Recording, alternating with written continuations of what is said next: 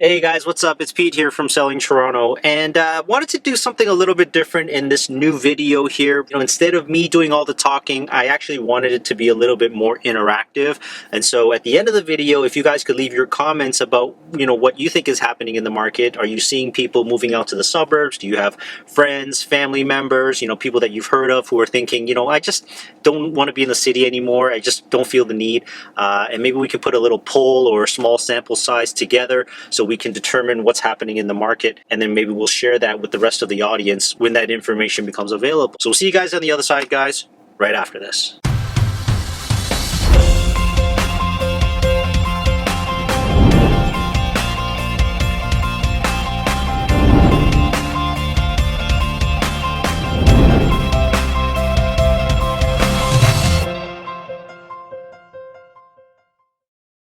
All right, so lately there's been a lot of talk about what people's intentions are going to be from a housing perspective. Do people still want to live in big cities, or are they thinking they want to get a little bit further away, have some more space, and just, spread out to the suburbs or even the exurbs? Now, there's definitely a lack of data and not a lot of people talking about that here in Canada, but I thought it would be an appropriate video and something that we could share. I could talk about all the things that I've been seeing and hearing and reading about in the US, particularly in cities like New York. And of course, we all know Manhattan and New York is completely different from Toronto, but there are some similarities there, especially as Toronto's prices have gotten pretty ridiculous over the last 10, 20 years. And of course, it really depends on how long this pandemic is going to last for. If it ends up lasting for 1 or 2 years, it could end up being a little bit more on the permanent side in terms of the shifts and the changes that we see happening. So in the US, they have really big websites and brokerages like Redfin. And I watched a video on YouTube recently where the CEO was talking to, I think, CNBC, and they wanted to get his take on what was happening in the market, particularly around the New York area. And the interesting thing was, he said he saw a big spike in people looking to move into smaller towns. So looking to move into towns with like 50,000 people or less, which sort of says a lot about the trends and the shifts happening, possibly instigated by the pandemic.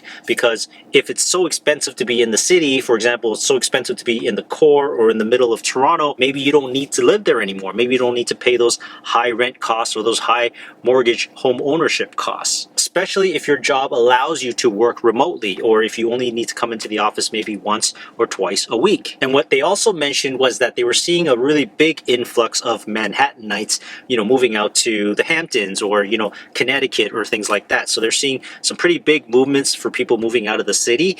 Now, of course, we have to definitely qualify that information a little bit, because when we have people in Manhattan who are, wealthy, living in the upper East Side or something, and they have a home in the Hamptons, they can afford to flee the city temporarily. Like, they don't feel the need to sell their apartments in the city or their townhouses in the city in order to live in the suburbs. But then if we're talking about people who are looking to move into smaller towns, those are the types of people who are looking for greater affordability, basically to stretch their dollar, to have more space, and to be able to own a house versus renting an apartment in downtown New York. So we do have to separate that out a little bit. We don't have as clear of a division in terms of, the haves and the have-nots here in Toronto. The middle chunk of Toronto seems to be pretty big and strong and thriving. And so that's why prices have pretty much been expensive all around. I mean, it's been pricey downtown, it's been pricey midtown, it's been pricey uptown, and even out in the suburbs and the exurbs, just because it's habitable everywhere and there's a lot of people that can afford to get mortgages because there's a lot of jobs in Toronto.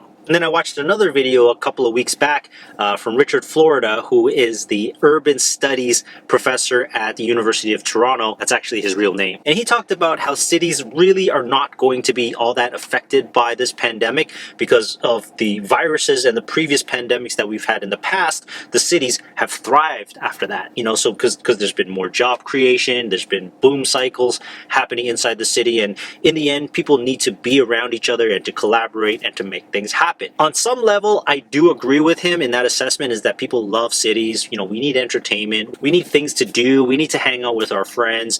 We need to network for business purposes to make things happen, to make deals happen. And what he also noted in the call was that, families or people that were planning to move out of the city anyway were going to do it if they hadn't done it already. And so we also have to talk about the different sort of categories and demographics. If you're single and, you don't have a family, you don't have to think about schools or more space, a condo isn't a bad choice. But I think what's different this time around is that we have the technological capabilities. We have the understanding that people can work from home. And in fact, the early data coming in is that people are actually more efficient working at home because they don't have to travel. They don't have to commute to work 2 hours a day, which would physically exhaust you before you even got to work.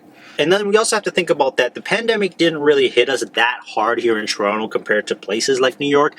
I can imagine with such a big shock happening, in New York at around the March, April period, where they were the epicenter of the outbreak in the US, I could imagine that that would provide a pretty big shock to people and it would make people want to flee out of there as soon as possible. So that didn't really happen here, and everyone sort of buckled down really, really well here in Toronto and in Canada overall for the most part. And so for me, I'm not really seeing a huge change in that regard with our clients in particular, because they were going to move out to the suburbs anyways. They've got kids, they need more space. They can't possibly survive living in a condo, even if it wasn't for a pandemic. And fresh off the presses, Statistics Canada released a report saying that they were expecting to see a lot softer demand in the condo market. And we're going to talk about that probably a little bit more in the next video I'm going to make. So make sure you hit the subscribe button so that you get notified of the next video for that. But it basically talks about demand being softer for condominiums going forward. I think it's probably a little bit premature to say that necessarily, and there's also sort of other factors involved. But again, we'll talk about it in the next video. For me, my predictions are it's probably not going to affect us that badly. There's still always going to be an abundance of demand for people that want to live downtown. There's going to be an abundance of people who want to live midtown. There's always going to be abundance of people who want to live outside of the city. So what my attempt to do in this video is to get you guys talking. If you hear of any cases, or if you're thinking about it yourself of, you want to move out of the city because you